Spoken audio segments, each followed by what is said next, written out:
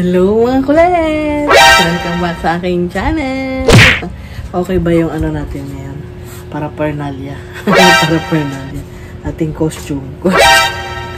May papayong tayo sa ulo para hindi tayo mainitan. At di tayo mapagod maghawak. O, di ba? Maganda yan. O. Salamat, Shopee! Di matagal na namin to. Ginagamit namin to dyan. O, pag may gagawin ka sa labas tapos sobrang init, di ba? So, hindi ka na magpapagod humawak ng payong nyo kasi nasa ulo nyo na naka-steady, o, di ba? Makapal din yan, o, di ba? Tsaka, sakop yung buong ano mo, o, di ba? So, ngayon mga kulits, kasi mainit na naman. So, syempre, gagawa na naman tayo ng maiwagang palamig, yan. So, gagawa muna tayo ng gulaman. Ito, kasi kailangan natin tong iset or patigasin. So, ilalagay natin sa freezer para tumigas siya kaagad. At magawa na natin yung ating palamig. Yan. So, kailangan nyo lang gulaman. Tapos, asukal lang yan tsaka tubig. Mga kulits. Yan.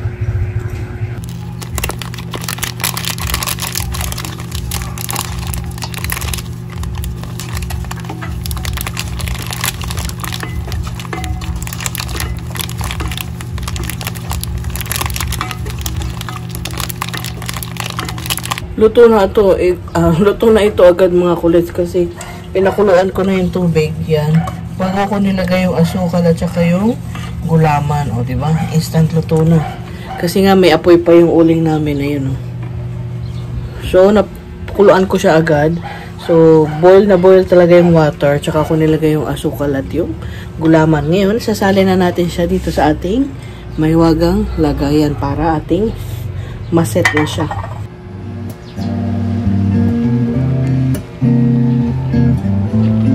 Hello mga kulits! Welcome back sa aking channel! So ngayon, matigas na yung ating gulaman. So gagawa na tayo ng ating shake juice. Tama ba tawag dyan? Basta gagawa tayo ng juice palamig. Kailangan natin ng blender. Tapos kailangan natin ng condensed milk. At saka ng Nestle cream. Nestle cream to mga kulit. Medyo lumambot lang kasi nga sa init. Nandun kasi to sa pantry. So, mamaya, ilalagay natin to sa freezer pagkatapos para hindi siya mapapanis at magagamit pa natin siya. So, ganyan ang ginagawa namin lagi. Kaya kahit itong condensed milk, nasa bote para pag binuksan mo, pwede mo siyang magamit pa sa susunod, di ba? So, start na tayo. Simple lang yung ingredients natin mga kulits. Ang kailangan nyo lang ay itong tang mango juice. Yan. Ito lang naman. Pwedeng iba-ibang flavor ang gamitin niya. Pwedeng strawberry. Pero gusto ko ngayon ay itong ating mango juice. Yan. Tapos yung gulaman natin, kahit kulay pula yan, ano siya, unflavored. Hindi siya yung may timpla. So, para maging swak. So, yan. Tapos, maglalagay tayo ng mga 3 tablespoon ng condensed milk. Kahit 2 tablespoon, okay lang. 3 tablespoon. So, medyo matagal siyang ganyan na lang natin. Ayan. Kung matabang pa, pwede nyo pang dagdagan or lagyan nyo ng asukal kung gusto nyo. Pwede nyo rin lagyan ng evaporated milk. Pero ako, itong ilalagay natin. Tapos itong Nestle cream, mga 3 tablespoon mga kulits. 2, 3. So, yan. Tapos, be-blend lang natin yan with ice.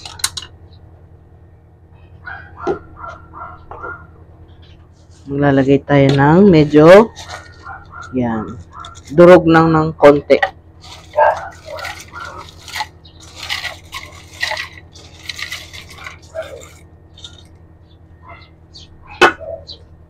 So, tapos na siya mga kulits. Yan. So, ating ilalagay sa 16 ounce na baso. Yan. Tapos ito, 22 ounce. Recycled na baso. Yan.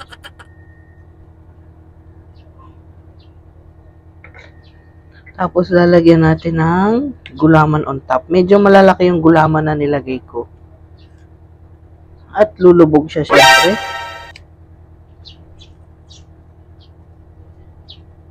Yan.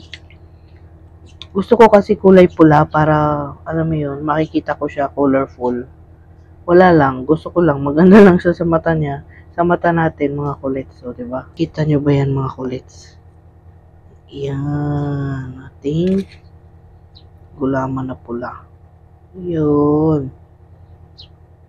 Check.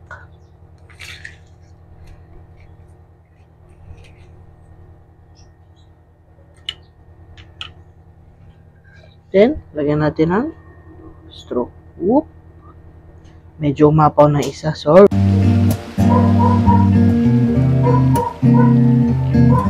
Init mga kulits. So, grabe init. So, ito na yung ating mango shake palamig with gulaman. Yan. Diba? Simple lang ingredients. Tang mango juice, tubig, tapos gulaman, condensed milk, tapos Nestle cream. So, hindi nyo rin naman mauubos yung condensed milk tsaka Nestle cream kung hindi rin nyo rin naman dadamihan yung timpla, I mean. Pero kung magbebenta kayo nito, yan, syempre, madamihan na ingredients ang magagamit nyo. So, ating tikman. Madaling natunaw yung yelo kasi crush na siya nung nalagay ko rin sa blender. Tapos, itong masatabang straw, para kasya yung gulaman. Masarap. Lasang-lasang mangga kasi yung ano eh. Tang mango. Pwede rin kayong gumawa nito. Tapos, fresh mango yung gawin nyo. Tapos, maglagay kayo ng maliit na sago or toppings ng mangga. And then, gulaman. Kung gusto nyo kulay dilaw. Ako gusto ko pula para kitang-kita siya. O, yun o. O, diba? Pwede nyo rin lagyan niya ng kulay green na gulaman para colorful. Sarap. Subukan nyo itong mga kulets kasi pag ganitong sobrang init, talaga ang hinahanap natin ay yung malalamig na inumin, tsaka mga halo-halo, ganyan talaga. Kahit papaulit-ulit natin kainin yan, masarap kasi nakakalamig ng kaluluwa. Kaluluwa talaga. Totoo naman mga kulets din, lamig-lamig. Katulad nung mga ice cream na nabibili natin, excuse me, minsan mas malamig pa talaga yung dirty ice cream eh, di ba? Tapos wala rin kasi dito ganong nagtitinda ng mga fruit shake unless sa sago ka bibili, di ba, pearl shake. Pero syempre yung sago, powder din lang yon. So ba't ka pa bibili? Dito ka na. So pwede mo itong lagyan ng boba pearl kung gusto nyo. Pero para mapamura kayo, gulaman na lang kasi mas mura yung gulaman kaysa sa boba pearl. So, marami kayong option ngayong summer para sa gagawin yung negosyo. Marami yan eh. Nasa ano lang yan. Pagiging creative ng inyong mind. Wow. Diba? Kasi syempre, dapat yung gagawin yung negosyo, yung kakaiba. Para bago sa paningin ng mga customer nyo, maingganyo silang tikman. Pero siguraduhin nyo na hindi lang hanggang tikim. Dapat babalik-balikan. Yan ang number 1 natin sa negosyo, mga kulit. So, kahit ako, ang hinahanap ko ngayon, puro palamig. Hindi ako gaano sa mga pagkain na solid. Kasi mas nabubusog ako pagka ganito. Kasi nga sa sobrang init, lagi kang uhaw. Diba? Palagi kang nauuhaw. So, mas gusto mo, hanap mo lagi yung malalamig na inumin. Tapos doon, di ka na makakain. Kasi nabusog ka na. Puno na ng tubig yung tiyan mo. Harap. Pwede nyo rin siya lagyan ng direkta ng ice para mas malamig. Yan. Bukod sa crush ice. Kasi yung crush ice para lang maging kumbaga solid ng konti or creamy yung inyong shake. Tapos pwede nyo rin lagyan niya ng cube ice. So, sana nagustuhan nyo yung ating ginawa ngayon, mga kulits. Madali lang siya, simple.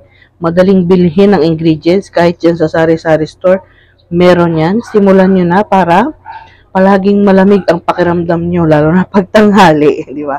Kung gusto nyo ibenta, pwede naman. Ang suggestion ko, maglagay kayo ng sago yung maliliit, tapos dagdagan nyo ng kulay green na gulaman, or gawa na lang kayo ng white gulaman, tapos kayo na maglagay ng food coloring. gawin yung pula, green, yellow, yan. Or kung gusto nyo naman, since mango flavor yung juice nyo, pwede nyo gawing mango flavor din yung gulaman nyo. Why not, diba? So, maraming options yan. Pwede rin yung Buba Black Pearl or malaking sago. Ganyan. Excuse me. So, nandito na yung ating number 1 suki. Yan ang inaantay ko. Suki, alika. Lagyan mo na lang ng yelo kasi natunaw na agad yung crushed ice. Yan. Ano to? May gulaman. Mango shake with gulaman. Ay, si Suki. Sarap. Diba? Basta pasado kay Suki. Pasado yan. Lagyan mo ng ice dun para mas malamig. Si Suki. May gulaman pa, oh. Tama? Ha? Gulaman pa, be. Tama? Gulaman pa raw siya. Choink. Maganda rin yung pagkakabili namin ng straw na malaki yung butas, eh. Kayang-kayang higupin yung sago. Ay, yung gulaman. Ayan.